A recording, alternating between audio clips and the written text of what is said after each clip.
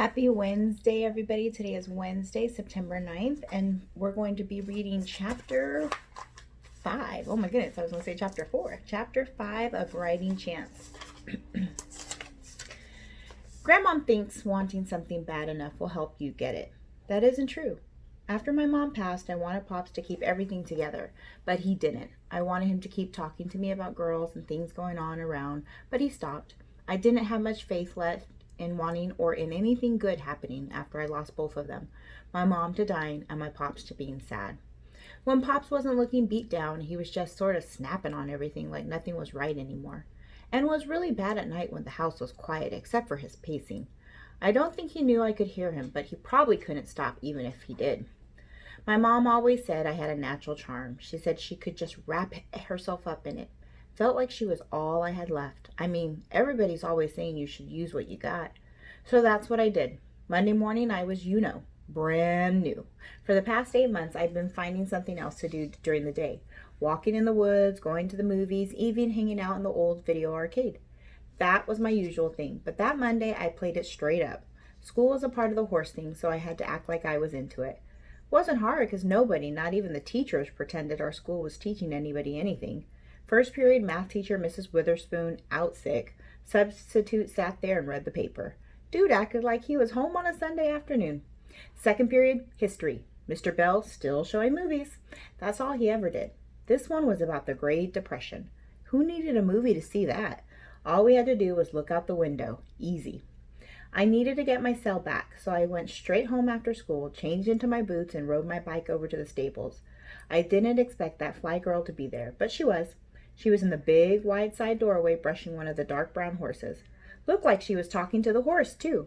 "Hey," she said. I looked around to see if anybody else was there. Nobody. She was talking to me. "Hey." I was glad I had on my rubber boots. At least I looked the part. "I'm Alicia." "Troy." "I know," she said. I didn't ask how she knew. She was in the barn when Winston and Jerome jammed me. I wasn't trying to remind her of that. "I have something of yours," she said, pulling my cell phone out of her pocket and tossing it to me. "Don't worry, it's clean." "Thanks." She finished brushing the horse and was picking up its legs, looking at its hooves. "You're new to all this, huh?" She could tell I didn't know what to do with myself. "Want to touch him?" She stood back up. "He's nice and happy now." The horse, Luke, couldn't run away because there were long ropes on either side of him to keep him under control. I moved next to Alicia and felt the horse's side. The hair was soft like a rug, but I could feel how strong he was. Real solid. His hair was the same color as raisins, shiny like how the dining room looks after it's polished. Luke shifted his weight on his hind legs and jerked my hand away. "He's just getting comfortable," she said, patting him on the shoulder.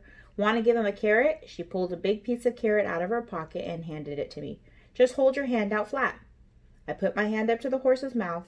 He had a real big tongue. Then I felt those soft lips just breeze across my palm and take the carrot. "See?" she said. "Nothing to it." She unhooked the ropes from the leather thing the horse had on his head, the halter, and started to lead him down the long hallway back to his stall. I walked along with her, making sure I wasn't behind the horse. That big animal was so smooth. Luke wasn't clumsy or nothing, and Alicia, as small as she was, wasn't scared of him. Some of the other horses made sounds when she walked by their stalls, like they were calling out to Luke. I was afraid he would step on a cat, but that cat moved out the way at the last minute. All these animals just knew how to be with each other. We walked down the stall with the Luke's name on it, and Alicia put him inside. "Troy," it was Winston calling from the front of the barn. "Breaking the rules already?" He was washing the mud off of a horse's leg in the big shower stall. "He's with me, Uncle Winston," Alicia said. "Wait a minute," I whispered. "That dude is your uncle?" I was looking for the family resemblance. Winston looked all right, but Alicia was beautiful. "So I see," Winston called out again. "But that's rule number 1. "Check in with you," I said, stepping out from behind Alicia. Didn't want her to get in trouble because of me. I walked down to Winston. "I just came to get my cell." "Doesn't matter why you came." He finished getting mud off the horse and straightened up. "The fact is, you're here." I couldn't tell if he was mad because I was in the barn or mad because I was talking to his niece. "Horses can be dangerous," he said. "For instance, what would have happened if Luke had stepped on your foot?" "Stepped on my foot? Was that dude for real?" I shrugged. "My point exactly. He scraped excess water off the horse with the rubber thing. Don't let it happen again." The horse he was cleaning off was sort of nibbling on him. He patted the horse's neck. Well, since I'm here, I said, is there anything I can do? He didn't expect that. So you want to produce? He said, looking me up and down. You can make Dre happy by sweeping the aisle. He pointed over to the far corner where rakes, brooms, and brushes were hanging from the wall. At least it wasn't mucking stalls. He put his horse away and went out to check on the others that were still outside. Produce what? I said when Alicia walked down to me. That's just his way of encouraging people. You know, some folks are lazy. He wants all the kids to work hard.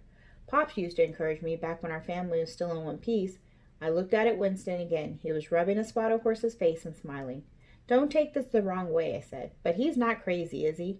No, but he's going to work you. Just what I needed. Somebody else on my case. Alicia must have read my mind. Uncle Winston's tough, but he would give the shirt off his back to help the kids around here. How was this dude going to help me? I swallowed hard. Was he going to bring my mom back? Was he going to make Pops happy again? His shirts are nice, I said, but it's the boots I'm after. We both laughed. How long have you been around horses? Practically all my life. Uncle Winston raised me with them. He took me in after my parents died. My mom died too. I wanted to blurt it out, but I couldn't look lame like that. And that was Chapter 5 of Writing Chance. Tomorrow we'll read Chapter 6. Have a good evening, friends. Bye-bye.